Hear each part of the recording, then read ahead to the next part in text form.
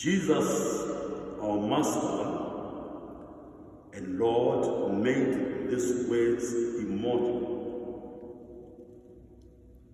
Men shall not live by bread alone, but by every word that comes from the mouth of God.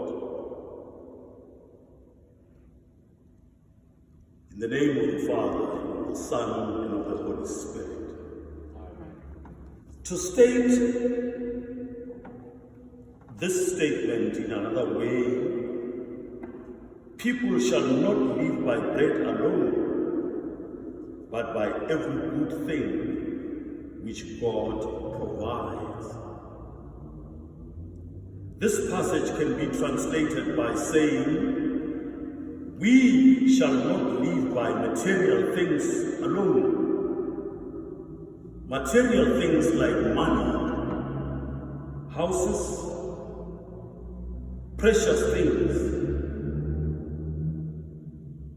are all important in our lives. We may have all this and merely exist, but not live. To exist, my dear brothers and sisters, is simply to be. Just like any other thing that is there in this world. While to live implies a purpose in life. That means you have an aim. You live. You don't just exist, but you live. You've got a purpose in life. You've got some aims to fulfill. What is this forgiveness? Simply defined, forgiveness means pardon, or the removal of guilt for the wrong committed. Forgiveness cannot be separated from sin or fault. Where there is forgiveness, there is some wrong done. Forgiveness starts with self, with myself. If I want to forgive, I should possess or have that spirit of forgiveness in me. So it originates within myself, from oneself. It is an admission of guilt. Every one of us is touched by the wrong done. We feel that we have done wrong. Since we all want to live with a clear, clean conscience, what is wrong always distracts us. We feel restless because we feel burdened. By the wrong done, therefore, we always want to remove or confess the wrong that we have done, that we have committed. There is a psalm in the Bible, and this psalm is called, popularly known as the Miserere. That means the song of forgiveness, the psalm of forgiveness. And this is in Psalm 51. It's a plea for mercy. Have mercy on me, I quote.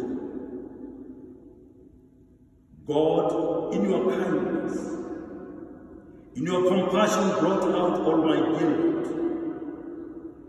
My offenses truly I know them. My sin is always before me. The mentioned psalm unfolds the psalmist's admission of guilt. That's why he starts by saying, have mercy on me, God, in your kindness. This is a plea for mercy, and it is an admission of guilt with humility. However, we live in relationship with ourselves, with others, and with God. Every sin has a social dimension, whether committed alone or in secret. It affects others in many ways. When we sin, other people are affected, beginning with oneself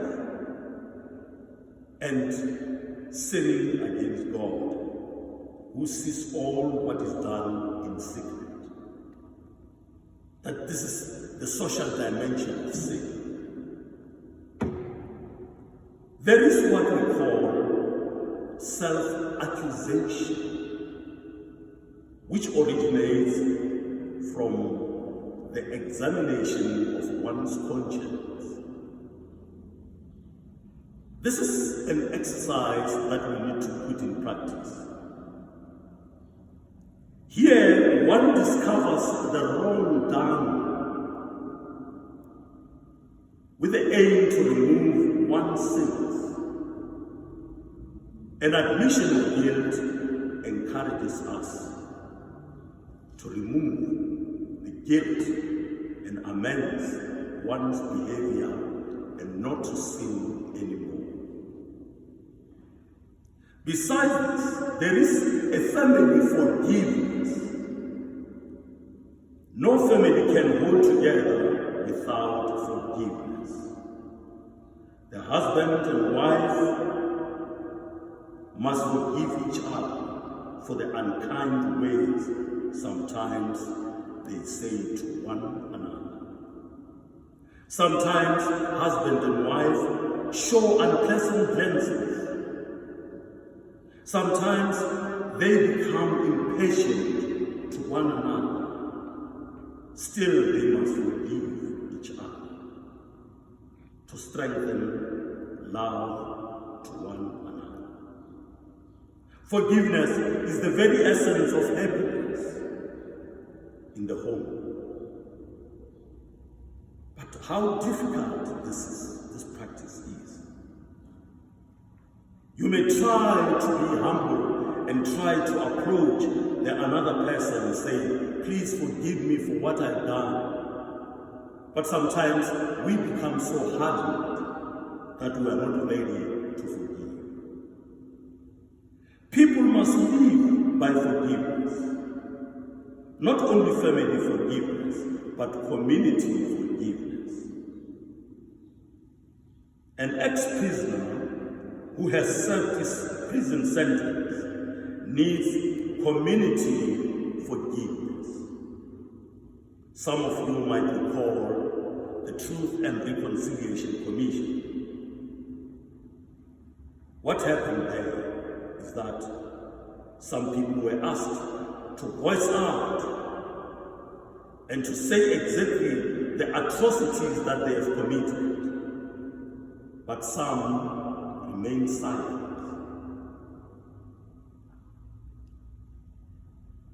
On the 12th of September every year, we commemorate the anniversary of Steve Biko's death. What happened to that man who fought for justice and peace? What happened to him? He was killed. Did some people who committed this murderous act come forward to say we are the ones responsible? Surely not. It still remains a secret that has never been revealed. But the Black Consciousness leader died in the hands of his captors. So the Truth and Reconciliation Commission was an opportunity for people to reveal, to come out and to say, we have done this wrong. We ask for forgiveness. and some were granted amnesty for the atrocities that have been committed. But most of all, we live by the forgiveness of God. We are all sinners. If a sinner is one who sins, we all qualify as sinners. All of us sometimes sin. It is true that when we sin against others, we sin against God. When we lie to others, we lie to God. When we exploit others, we exploit God. When we hate others, we hate God. God must indeed be a forgiving God. We all need God's forgiveness, because God's forgiveness is the only food that can satisfy our hunger. Unforgiveness is self-destructive because it breaks the bridge of human relationships. Anger and grudges and vengeance create disunity amongst people. Forgiveness, reconciliation, and peace are three aspects of the same reality. They are all linked to the priority of harmony and good personal relationships in our communities. How often should we forgive? This was a relevant question asked by Peter. Nowadays, we live in an age of numbers and calculations. All what we do is determined by numbers. Spiritual virtues cannot be determined by calculations because they are eternal. When Peter asked, how many times should he forgive the offenses of the other one? This was, of course, a legitimate question. But such a question has no mathematical answer. Forgiveness can never be calculated or limited. Forgiveness, like faith, love, is immeasurable and limitless. When we forgive, we resemble God and we try to imitate the mercy of God. How do we show forgiveness in our lives? In other words, how do we put forgiveness into practice? Acknowledgement or admission of one's faults and guilt before others and before God could be one of the best ways to practice forgiveness. The most common practical way among us is eating and drinking together. When we are at home and there have been some conflicts and disagreements, and we come and eat together and we drink together, that is a sign of reconciliation and forgiveness. A meal with hospitality shared together is the preeminent sign of oneness, togetherness, and harmony. Hence, reconciliation is deeper in eating together. This is a phrase from the Sudanese communities. I'll repeat it. Reconciliation is deeper in eating together. In some African groups, for example in Tanzania, passing around a calabash of beer made from corn is another way of showing forgiveness. Have you ever seen people who are drinking at a ship? drinking John Jovina. What happens to them? They share, not only they share the drink, they pass the calabash from one person to the other. That is a sign of comradeship. At liturgical services, the celebration of the sacrament of reconciliation as a communal expression or experience with occasional general absolution could be an effective way of reconciliation.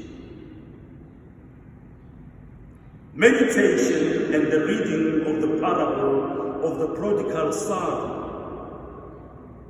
in the Gospel of St. Luke could deepen the reconciliation between the father and the lost son.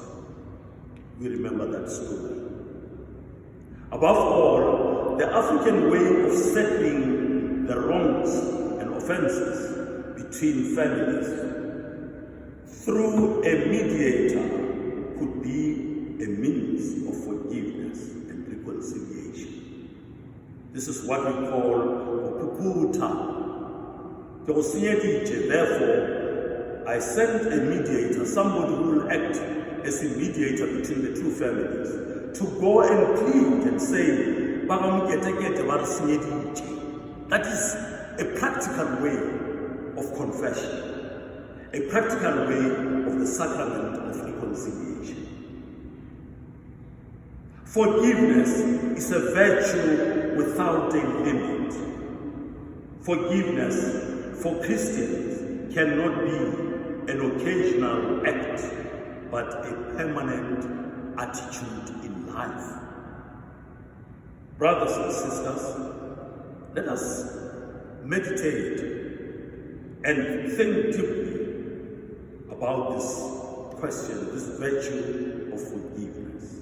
It is there and it has to be there.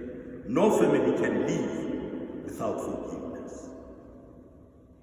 If there is no forgiveness in a family or forgiveness amongst friends, everything breaks away. In the name of the Father, and of the Son, and of the Holy Spirit.